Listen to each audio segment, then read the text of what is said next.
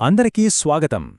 ఈరోజు మనం భారత స్టాక్ మార్కెట్లో ఇన్వెస్ట్ చేయడం ఎలా మొదలుపెట్టాలో స్టెప్ బై స్టెప్ తెలుసుకుందాం.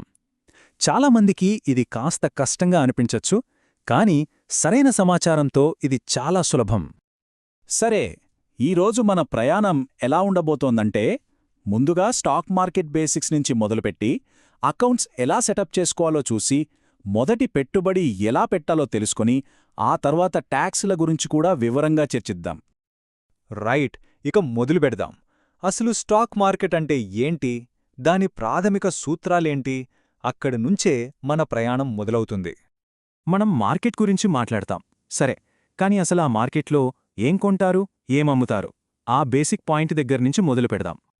సో, సింపుల్గా చెప్పాలంటే, ఒక షేర్ కొనడం అంటే ఒక కంపెనీలో చిన్న వాటాను సొంతం చేసుకోవడం అన్నమాట. అచ్చం ఓ పెద్ద కేక్లో మనకొక చిన్న ముక్క వచ్చినట్లు. ఇది చాలా ఇంట్రెస్టింగ్ పాయింట్. షేర్లు ఎక్కడ పుడతాయి, మళ్ళీ అవి రోజూ ఎక్కడ అమ్ముడుపోతాయి? ఈ రెండిటి మధ్య తేడా ఏంటో చూద్దాం. ఒకటి ప్రైమరీ మార్కెట్, మరొకటి సెకండరీ మార్కెట్. సరే, ఈ కొనుగోళ్ళు, అమ్మకాలు అంతా ఇండియాలో ఎక్కడ జరుగుతాయి? ఆ అసలైన ట్రేడింగ్ వేదికల గురించి ఇప్పుడు తెలుసుకుందాం. ఇండియన్ స్టాక్ మార్కెట్ అనగానే మనకు గుర్తొచ్చే రెండు పెద్ద పేర్లు, ఒకటి ఎన్ఎస్సి, రెండోది బిఎస్సి. ఈ రెండిటి మధ్య ఉన్న ముఖ్యమైన తేడాలేంటో ఈ టేబుల్ చూస్తే మనకు క్లియర్గా అర్థమవుతుంది. ఇక్కడో ఆసక్తికరమైన విషయం గమనించాలి. బిఎస్సిలో ఎక్కువ కంపెనీలున్నప్పటికీ ట్రేడింగ్ మాత్రం ఎన్ఎస్సిలోనే చాలా ఎక్కువగా జరుగుతోంది.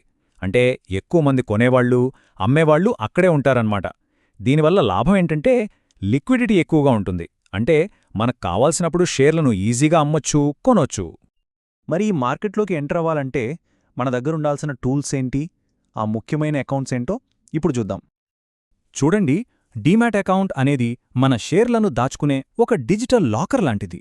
ఇక ట్రేడింగ్ అకౌంట్ ఏమో ఆ లాకర్ను తెరిచి షేర్లను కొనడానికి, అమ్మడానికి ఉపయోగపడే తాళంచెవిలాంటిదన్నమాట. ఈ అకౌంట్స్ ఓపెన్ చేయటం పెద్ద కష్టమేమీ కాదు.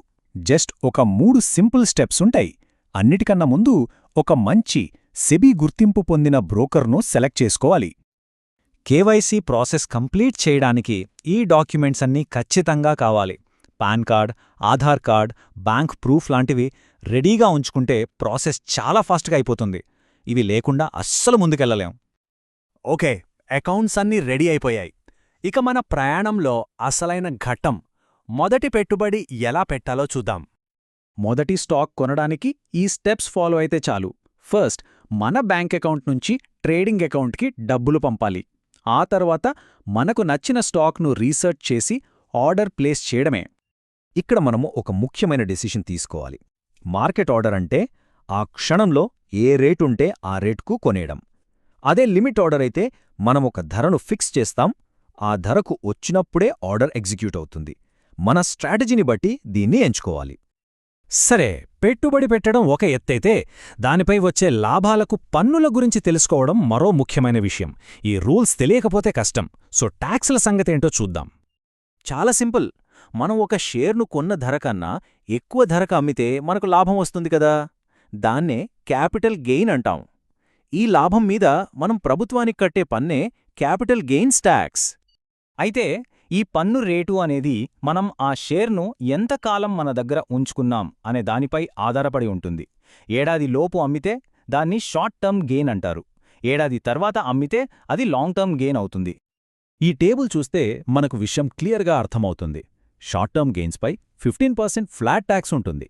అదే లాంగ్ టర్మ్ అయితే ట్యాక్స్ రేటు తక్కువ, ఇంకా కొన్ని మినహాయింపులు కూడా ఉన్నాయి. అందుకే చాలామంది లాంగ్ టర్మ్ ఇన్వెస్టింగ్ని ప్రిఫర్ చేస్తారు. ఇది లాంగ్ టర్మ్ ఇన్వెస్టర్లకు ఒక బంపర్ ఆఫర్ లాంటిది. ప్రతి ఏడాది మనకొచ్చే లాంగ్ టర్మ్ లాభాల్లో ₹1,00,000 వరకు అసలు ట్యాక్సే కట్టక్కర్లేదు. ఇది చాలా పెద్ద అడ్వాంటేజ్. చివరగా ఒక్కటే చెప్పాలి, స్టాక్ మార్కెట్ గురించి సరిగ్గా తెలుసుకొని ఒక పద్ధతి ప్రకారం వెళ్తే ఇది నిజంగానే ఒక మంచి సంతృప్తినిచ్చే పెట్టుబడి మార్గం అవుతుంది. ఇప్పుడు బేసిక్స్ అన్నీ తెలిసాయి, మార్గం కూడా స్పష్టంగా కనిపిస్తోంది. మరి ఈ పెట్టుబడి ప్రయాణంలో మన మొదటి అడుగు ఎలా ఉండబోతోంది? ఆలోచించండి.